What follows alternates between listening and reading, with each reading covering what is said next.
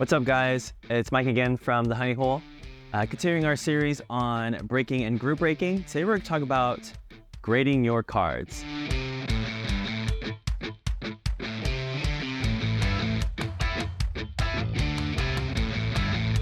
So typically when you join a group break, like we talked about, you're going to get plenty of cards back. You're going to have some common cards. You're also going to get some rare cards, some high value cards. People always ask, should I grade this card? But before we get into that, let's start with, what is grading? So grading is when you send your card to a reputable card grading company. I suggest that you make sure you research the grading companies. Some are very new startup type companies, but some are very reputable, very well-established companies that have very good reputations in the hobby to grade your cards. So I typically recommend PSA, BGS, SGC. Those are the most common card grading companies and probably the ones that you should be using to grade your cards. Feel free to research other companies and see what you like. Some other companies may offer you lower costs to grade your cards, different designs, and different customizations. So if you're looking to just collect or have something custom made, you might prefer those other grading companies instead of the most reputable ones. So feel free to do your own research and pick what you like and determine where you want your cards graded. All right, so what cards should you grade? I put them in kind of two buckets, right? So the first bucket is grade cards that you like and you want to keep long term.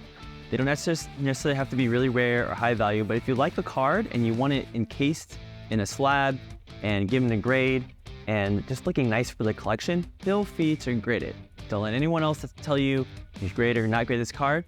You should grade it if you like the card and you want it in a nice encased slab and part of your collection. The other cards I recommend most people grade is anything that seems to be and appears to be rare. So like I talked about, there are case hits, there are low numbered parallels of cards, there are rookie cards, there are autograph cards and memorabilia cards that you might want to have encased to retain the value and the condition of that card. When I talk about parallels, I'm talking about cards that are numbered less than 99 is what I typically like.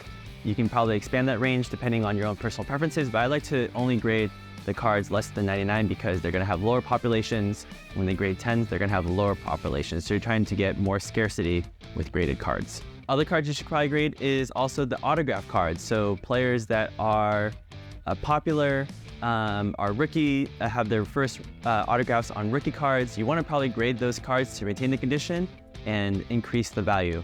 Like we talked about in a previous video, grading the card and getting a PSA 10 out of it or even a PSA 9 can increase the value of a card. Typically a PSA 9, you're going to get a little more than the raw value of the card. Typically a PSA 10 can double the price of the card or even triple the price of the card. So you get a rare card or a low number card, you should probably be grading it. All right, so how do you grade your cards? So you can do them in one of two ways. You can go through a card grader, submitter, group submitter, or you can do it yourself. So if you go to the PSA website or BGS website, there are clear instructions about how to grade your cards. You can probably research on YouTube or other places or ask your local card shop, should I grade this card? How do I grade this card? What's the process? Get a lot of advice. Do your research before you submit your first cards for grading, but typically you can grade your cards and submit them yourself. All right, so one thing, if you guys decide to submit your cards yourself to PSA or to another grading company and do it yourself, that's totally fine. One thing to make sure you do is make sure you have a nice light, have a nice microscope, and you're reviewing your cards. Not all cards that come out straight from a pack are going to be PSA 10, and some of them might not be in very good condition at all. You want to make sure that you are looking over your cards before you submit them. Don't submit every single card you want to PSA because you're going to be going through a lot of grading costs to not get a lot of return on value. Make sure that you are using your YouTube videos, doing your research on grading and what to look for. Look for scratches, look for corners, look for whiting on your cards. But if you do it yourself, make sure you are reviewing your cards, make sure they're in good condition, have a high chance of getting a PSA 10 or Gem Mint 10 before submitting your cards to the grading company. You can also go through your local card shop or a group submitter. There are services that will let you submit your cards through them. They'll look through the cards for you and give you a pre-grade and let you know what you can expect to get this card grade at based on their expertise. They also have microscopes and lighting to help them detect flaws in the cards for you.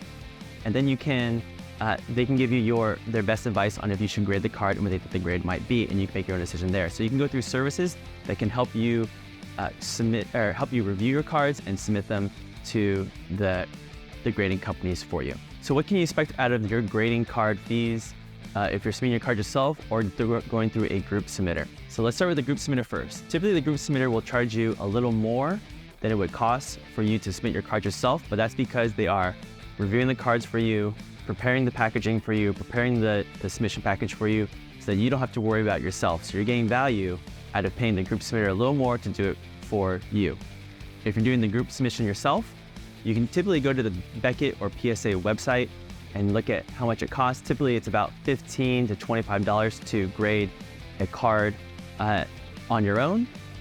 Depending on the value of the card and the turnaround time, the cost could be higher.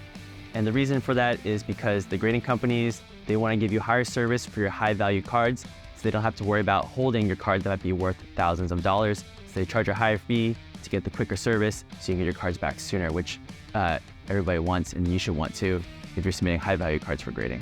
2 ways you can submit your cards. You can do it yourself, or you can go through a group submitter to review your cards and have them sent for you. So when's the best time to grade your cards? I would say right away when you receive your cards from your group break. Typically on a new release, the best time to grade your cards is right away. I like to have my cards in a slab or PSA 10, typically because I don't know when I want to sell the card. If I hold the card raw for too long and I want to sell the card, I might have lost some value. I could have got PSA 10 on this card, might have got double or triple the value that I could have sold the card for to maintain the highest value. I like to grade my cards right away if I plan on grading them. All right, so that's what I have for you guys on grading your cards. Let me know in the comments below if you have any questions or any additional comments of something I did not cover. Make sure you guys are liking, subscribing our video. See you guys in the next video in the series on breaking and group breaking.